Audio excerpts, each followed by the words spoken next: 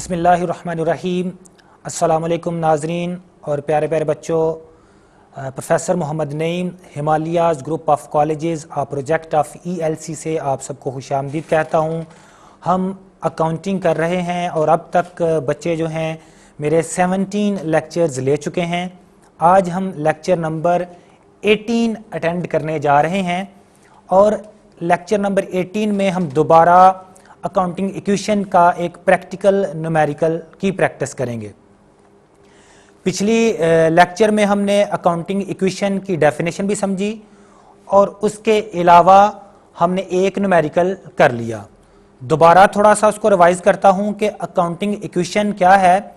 Accounting equation में तीन चीज़ों को हम इक्वल शो करते हैं, जिसमें आपके assets should be equal to your liabilities plus owners equity. Liabilities और ओनर्स इक्विटी को जमा करें, यानी कैपिटल, सरमाया और वाजिबात को जमा करें तो ये बराबर आना चाहिए आपके एसेट्स यानी असासाजात के। तो आज हम करते हैं प्रॉब्लम नंबर 2, जिसमें वो कहता है record the following transactions in accounting equation. मुंदरजा झेल मामलात को अकाउंटिंग इक्वेशन में रिकॉर्ड करें। अब अकाउंटिंग इक्वेशन में रिकॉर्ड करने के लिए सबसे पहले बेटा आपको उसका फॉर्मेट बनाना पड़ेगा। तो दोबारा उसका फॉर्मेट बनाते हैं। जिस तरह मई 1 2020 में मिस्टर अदनान स्टार्टेड बिजनेस, तो नेम लिखा जाना है सबसे पहले फॉर्मेट में। तो फॉर्मेट बनाते हैं मिस्टर अदनान। उसके बाद अकाउंटिंग इक्वेशन लिखा जाएगा, फिर फॉर द मंथ ऑफ, और मंथ यहां पर मई है तो हम मई ही लिखेंगे 2020। बहुत सिंपल सा इसका फॉर्मेट है। लेफ्ट साइड पर हमने लिख देना होता है एसेट्स और राइट साइड पर हमने लिखना है liabilities plus owners equity. Owners equity, liabilities plus owners equity. इसमें कहता है mister Adnan started business with cash ₹90,000। Adnan ने 90,000 से कारोबार शुरू किया। तो यहां पर डेट शुरू में लिख देंगे मई 1 2020। और एसेट्स में सबसे पहला हेड जो बन जाएगा इसमें कैश का और कैपिटल का, क्योंकि कैश में इजाफा हो रहा है और कैपिटल में इजाफा हो रहा है। एसेट्स के नीचे हेड बनेगा कैश और ओनर्स इक्विटी के नीचे हेड बन जाएगा कैपिटल। कैश के नीचे 90,000 का इजाफा मई 1 डेट के सामने बिल्कुल,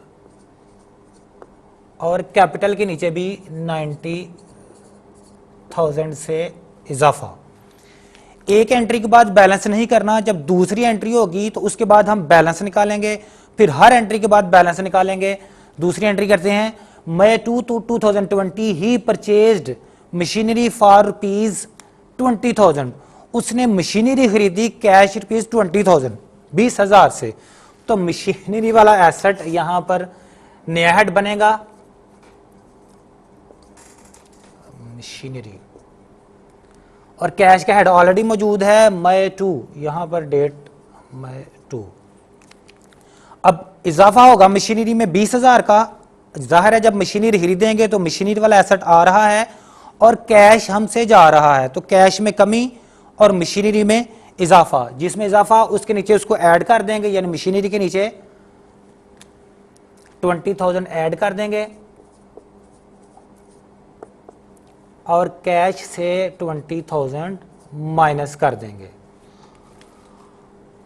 राइट साइड पर कुछ भी इसका इफेक्ट नहीं होगा, दोनों लेफ्ट साइड पर ही इफेक्ट होंगे। और अब लिखेंगे बैलेंस।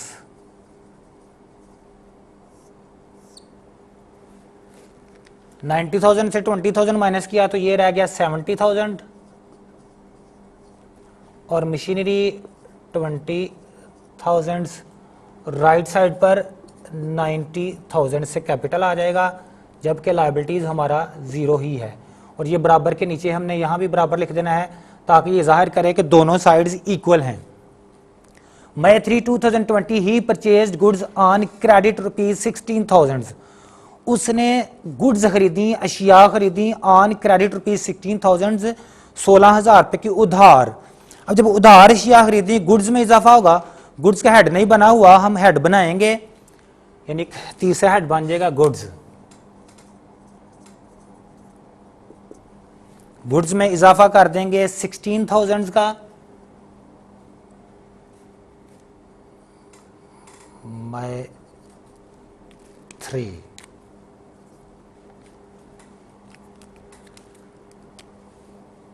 तीन मई के बिल्कुल सामने 16,000 से गुड्स में इजाफा। जबकि यहाँ गौर करने वाली बात यह है कि ये उधार खरीदा है तो कैश में कमी नहीं होगी, कैश में कमी नहीं होगी तो ये एक लायबिलिटी में इजाफा होगा कि हमने ये भी पैसे देने हैं, तो लायबिलिटी हमारी राइट साइड पर है, तो ये इस जिसको पैसे देने हो हम उसको कहते हैं क्रेडिटर्स। तो जब भी उधार खरीदेंगे तो क्रेडिटर्स का हेड राइट साइड पर कैपिटल के साथ बन जाएगा और क्रेडिटर्स में इजाफा करेंगे 16,000 से। राइट साइड पर क्रेडिटर्स में इजाफा 16,000 से और लेफ्ट साइड पर गुड्स में इजाफा हुआ 16,000 से। उधार की वजह से कैश में कोई भी फर्क नहीं पड़ा। अब फिर हर एंट्री के बाद जिस तरह बैलेंस निकालना है वो बैलेंस निकाल लेंगे।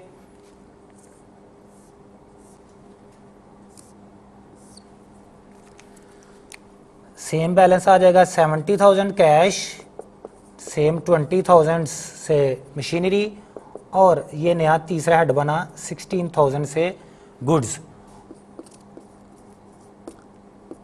और राइट साइड पर क्रेडिटर्स भी अब 20,000 हो गया और 90,000 से कैपिटल हो गया। मई 4 कहता है ही sold goods for cash rupees 12,000। ये बड़ी अहम एंट्री है, ये पिछली एंट्रियां सेम थी तकरीबन ऑलमोस्ट। यहां पर एक नई एंट्री मैंने शामिल की है कि उसने 12,000 की अशिया बेची कॉस्टिंग रुपीज 10,000। 12,000 की बेची कैश, यानी 12,000 कैश आया लेकिन उसकी लागत कॉस्ट जो थी वो 10,000 थी। गुड्स 10,000 की गई हैं लेकिन हमें मिले 12,000 रुपए। तो इसमें आपने ये भी गौर करना है कि कितना फायदा या नुकसान हो रहा है। तो 12,000 जिसमें मिल रहा है 10,000 लागत की अशिया बेचकर, तो 2,000 रुपया प्रॉफिट हो रहा है। तो इसमें 3 इफेक्ट होंगे मार्च 4 में। मई 4 इसमें हम क्या करेंगे, कैश में इजाफा हो जाएगा 12,000 ऐड और गुड्स में कमी सिर्फ 10,000 से होगी क्योंकि अशिया की लागत 10,000 थी। तो यहां पर 2,000 जो प्रॉफिट हुआ है वो 2,000 प्रॉफिट कहां पर कार्ड होगा, वो हमारा कार्ड हो जाएगा कैपिटल के नीचे जी। यहां पर ही पेड सैलरी रुपीज 2,000, उसने 2,000 रुपया सैलरी दी, तो ये कैश से भी माइनस होना है और कैपिटल से भी माइनस होना है क्योंकि जब खर्चा या लॉस होगा तो कैपिटल से माइनस होगा, जब प्रॉफिट या इनकम होगी तो कैपिटल में ऐड होगा। तो ये सिर्फ दोबारा रह गया 90,000, यानी 2,000 लेस होने की वजह से ये 90,000 रह गया और क्रेडिटर्स रह गए 16,000 और लेफ्ट साइड पर जो बैलेंस हमारा आ गया